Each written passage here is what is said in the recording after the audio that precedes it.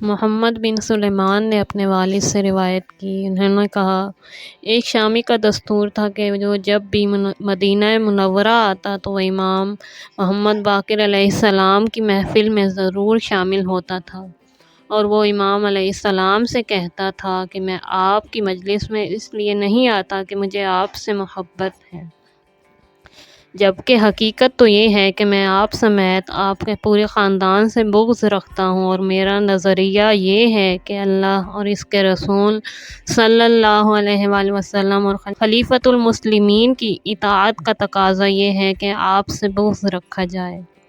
البتہ میں آپ کی مجلس میں صرف اس لیے حاضر ہوتا ہوں کہ آپ ایک فصیح و بلیغ انسان ہیں، اور میں آپ کی ادبی چاشنی سے مستفید ہونے کے لیے آپ کے پاس آتا ہوں۔ امام محمد باقر علیہ السلام جواب میں فرماتے تھے کہ خدا سب کچھ دیکھ رہا ہے۔ پھر ایک مرتبہ ایسا ہوا کہ وہ شامی مدینہ منورہ میں آیا ہوا تھا کہ بیمار ہو گیا، اور اس کی بیماری میں شدت پیدا ہو گئی تو اس نے اپنے ایک رشتہ دار سے کہا جب میں مر جاؤں تو تم مجھ پر کپڑا ڈال دینا اور محمد بن علی کے پاس چلے جانا اور ان سے کہنا کہ وہ آ کر میری نماز جنازہ پڑھیں۔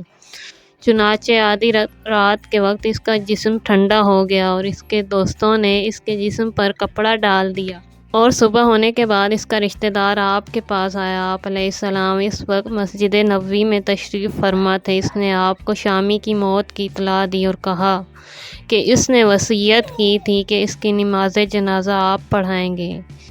امام علیہ السلام نے فرمایا وہ مرا نہیں بلکہ اسے سکتہ ہوا ہے، کیونکہ شام کا موسم ٹھنڈا ہے جبکہ مدینہ گرم زمین ہے اور یہاں گرمی زیادہ پڑتی ہے۔ تم چلے جاؤ اور وہاں جا کر میرے آنے کا انتظار کرو، اور میرے آنے سے قبل اسے غسل و کفن نہ دینا۔ بعد ازاں آپ علیہ السلام اٹھے اور آپ نے نئے سرے سے وضو کیا اور 2 رکعت نماز پڑھی۔ پھر آپ نے رب العالمین سے دعا مانگی اور سورج طلوع ہونے تک آپ سجدے میں رہے۔ پھر آپ علیہ السلام اٹھ کر وہاں گئے جہاں شامی قیام پذیر تھا۔ آپ اس گھر میں داخل ہوئے، آپ نے اس کا نام لے کر پکارا تو اس نے لبیک کہا۔ پھر آپ نے اسے سہارا دے کر بٹھایا اور اس کے لیے ستو طلب کر کے اسے پلوایا۔ کچھ دیر بعد شامی کی طبیعت مکمل طور پر سنبھل گئی اور آپ کے مکان سے اٹھ کر اپنے گھر تشریف لائے۔ کچھ دیر بعد وہ شامی آپ کے پاس حاضر ہوا اور اس نے آپ سے خلوت کی درخواست کی۔ جب اسے خلوت نصیب ہوئی تو اس نے کہا میں گواہی دیتا ہوں کہ آپ خدا کی طرف سے مخلوق پر حجت ہیں اور آپ خدا تک پہنچنے کا دروازہ ہیں، اور جو آپ کو چھوڑ کر دوسرے دروازے پر جھکے گا وہ ناکام و نامراد ہوگا۔ امام محمد باقر علیہ السلام نے فرمایا بندہ خدا، اچانک تم نے اپنا نظریہ کیسے بدل دیا؟ شامی نے کہا مولا، میں موت کا ذائقہ چکھ چکا تھا اور میری روح میرے بدن سے پرواز کر گئی تھی کہ اتنے میں ایک منادی کی مجھے صدا سنائی دی کہ اس کی روح اس کے بدن میں واپس کر دو، اس کے لیے محمد بن علی نے ہم سے سوال کیا ہے۔ امام محمد باقر علیہ السلام نے فرمایا کیا تو نہیں جانتا کہ اللہ بندے سے محبت کرتا ہے اور اس کے عمل سے نفرت کرتا ہے، اور بعض اوقات وہ کسی بندے سے نفرت کرتا ہے اور اس کے عمل سے محبت کرتا ہے۔ اس واقعے کے بعد شامی مستقل طور پر آپ علیہ السلام کے حلقہ صحبت میں آ گیا۔